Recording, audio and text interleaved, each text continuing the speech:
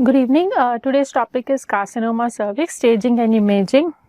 So, first we go to the FIGO staging. So, stage 1 is carcinoma confined to the cervix.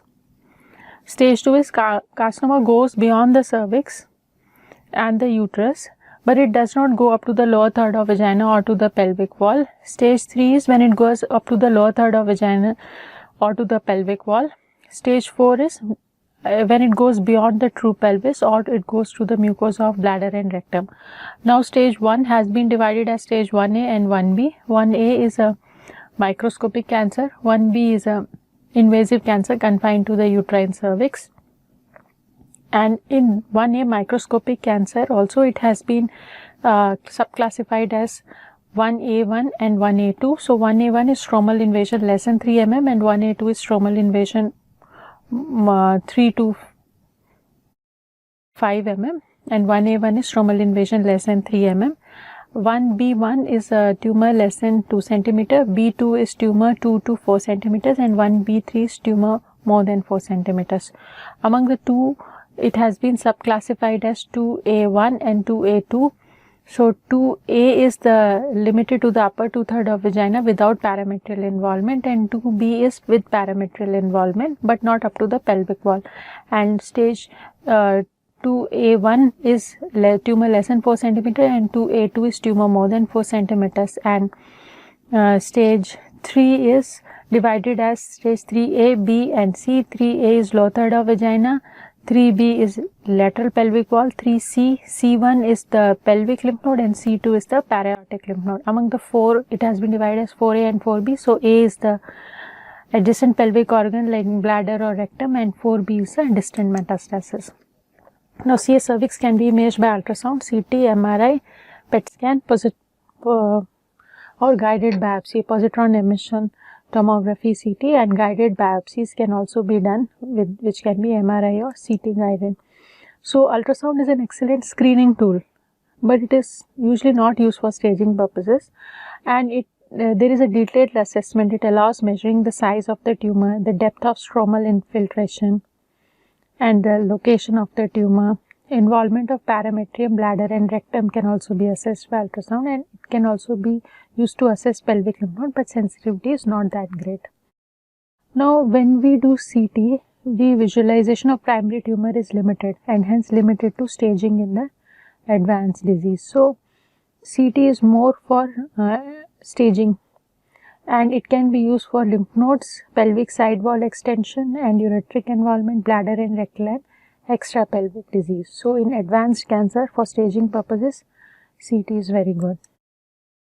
So, CT can also be used to take guided biopsies from enlarged lymph nodes, plan radiation therapy, ports and monitoring for tumor recurrence, and then usually we can give an IV contrast or an oral contrast and we can follow the CT protocol. Now, how to assess the lymph node, whether it is significant or not. So, 7 mm more internal iliac lymph node is significant, 9 mm or more common iliac lymph node is significant, 10 mm external iliac lymph node is significant. Now, the routes of spread of cervical cancer can be through the lateral route, hypogastric route or the presacral route. The lateral route goes via the external iliac, common iliac and then the para-aortic lymph nodes are involved. In the hypogastric route, internal iliac, common iliac and then para-aortic lymph nodes are involved. In the presacral route, the CS cervix spreads via the uterosacral ligaments to the common iliac lymph node.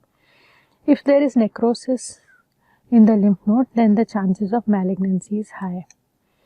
Now, CT can be used to assess extrapelvic disease in liver, adrenals and peritoneum. It can be used to assess thoracic pulmonary nodules, lymphangitis, carcinomatosis, mediastinal hilar, pleural effusion. Adenocarcinoma patients have more thoracic manifestations than squamous carcinoma. So, adenocarcinoma is more likely to have a distant metastasis than the squamous carcinoma. Now, MRI obviates the need for invasive procedures like cystoscopy and proctoscopy. So, we do MRI T2 weighted with contrast in all cases for staging, and T2 weighted is better because it delineates the cervical cancer, it delineates the lymph nodes, and we also use a dynamic contrast. The advantages of dynamic contrast is that it can confirm the invasion of adjacent organs and it can also delineate the fistulous tracts, and to determine if the treatment is palliative or curative, because if it is less than stage 1A, it is mostly a surgical treatment, but if the stage is more, then it is mostly a chemoradiation. And clinical staging can have lot of errors, so MRI helps to prevent those errors. And cross-sectional imaging for deep pelvic invasion and lesion volume and nodal metastasis, all this is help in cross-sectional or axial sectioning. Now MRI imaging, we use in T2 weighted, and the cancer tissue appears as intermediate signal, and we cannot tell which histopathology it is, adeno or squamous. The cancer is just the intermediate signal, and it is seen as disrupting the low signal fibrous trauma. And the young patient squamocolumnar junction is very low, and hence exophytic tumors are more common. In the older patients, squamocolumnar junction ascends up, so tumors are more in the endocervical canal. So if there is a parametrial invasion or not, how can we detect? So we have to look for the hypointense fibrous stromal ring. So if this hypointense fibrous stromal ring is preserved in a T2 weighted MRI, that means it is parametrium is not involved. Whereas if this ring is disrupted with nodular or irregular tumor, then it is most likely the parametrium is involved. And parametrium is involved means we cannot go for a curative surgery or Verden's.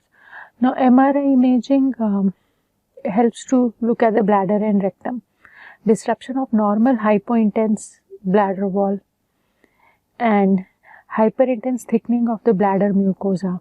It can be a bullous edema sign. So T2 weighted can be a bullous edema sign of the CA, and we can also see for the disruption of the bladder walls. And lymph nodes are also assessed in T2 weighted, and intermediate signals as against the hypointense muscle. So all the tumor tissues, if it involves the lymph nodes, make the lymph nodes as intermediate signals.